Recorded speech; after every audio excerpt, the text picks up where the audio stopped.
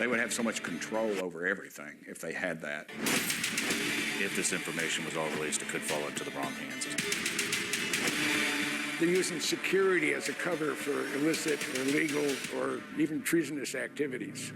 I just want to be fully transparent here. Myself, Representative Burchett, and Representative Gates had attended an Air Force base, and we were blocked not only by the Pentagon but by the Department of the Air Force from seeing information, talking to witnesses. Yeah, with the whole kerfuffle about going to Eglin Air Force Base and not being given access to members of Congress. The arrogance of this general was beyond belief. The problem with that, it wasn't planned properly with enough intelligence and information. Number one, the members of Congress didn't have the detailed information of the precise location of the important underground facility there that people on my team have been in, all right? So number one, they need more intelligence, and I've told them, you know, you need to ask us and we can give you that granular, detailed information. Number two, you don't ask.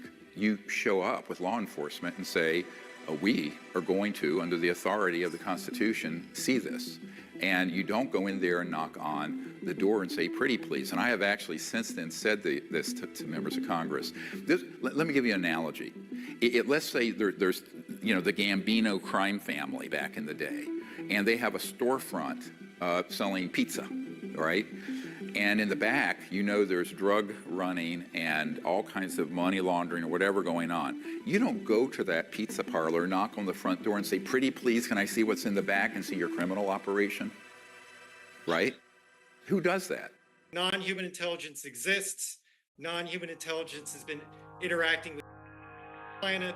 This interaction is ongoing and it's not new. And there is zero doubt. But you already knew that. People out there that may know more than some of us might know, including people that have been in the intelligence community, such as myself. So we can look at several presidents, Barack Obama, President Trump. They both said UAP are real.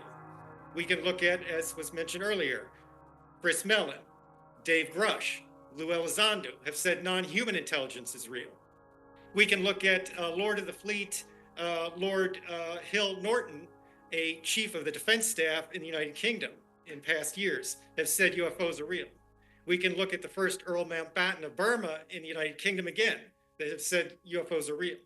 We can look at the chief of the Canadian Defense Ministry, Paul Hellyer, who have said non-human intelligence is real.